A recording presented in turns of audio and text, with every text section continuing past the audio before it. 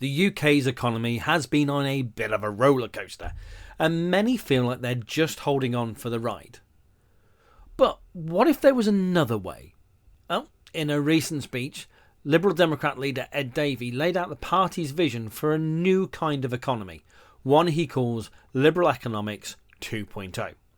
From supercomputers to soaring energy bills, his speech tackled some of the biggest economic challenges facing the country today. He didn't just point out the problems, he offered some surprising and specific solutions. Just a few weeks after taking office, the government quietly decided to cancel plans for a brand new exascale supercomputer at Edinburgh University. A supercomputer that could perform a billion calculations every second, 50 times more powerful than any other computer in the UK.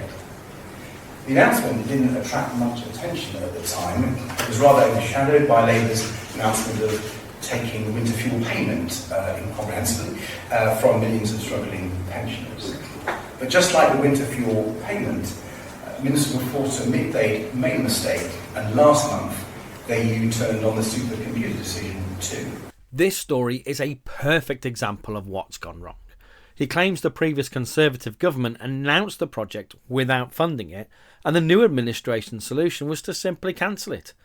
They eventually reversed course, but as Ed Davey points out, losing a year in the fast-moving world of AI and scientific innovation is an awfully long time to lose. One of the surprising parts of his speech was his focus on the budget process itself.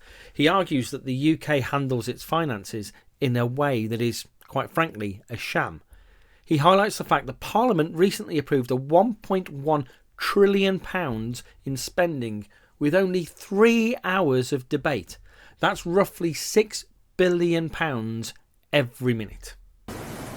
And we need nothing less than a major overhaul of the whole system. I think we should look at other countries, and in particular a budget process more like the one Sweden brought in when it faced its own budget crisis in the early 1990s.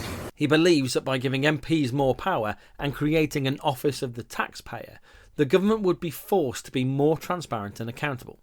He sees this as a crucial step towards achieving true fiscal responsibility and making the trade-offs on budget decisions stark and unavoidable. At the heart of the economic vision is a simple idea: an incentive economy. He says the economy isn't just about abstract numbers, it's about people. The government's role, in his view, is to create the right incentives to motivate people and businesses to do the right thing. And because the economy is about people, I believe that means to get growth, to boost productivity, we need to focus far more on incentives. We need to build an incentive economy. An economy that gets the incentives right to motivate people, to encourage people, to reward people who do their bit and play by the rules. He gave a few examples of what this would look like.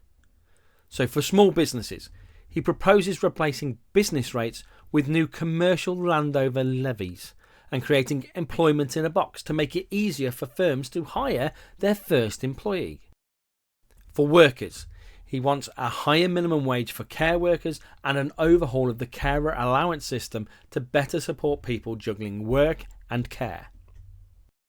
And for everyone, he wants to fix what he calls the dehumanising welfare assessment process, especially for people with disabilities, and get people back to more face-to-face assessments.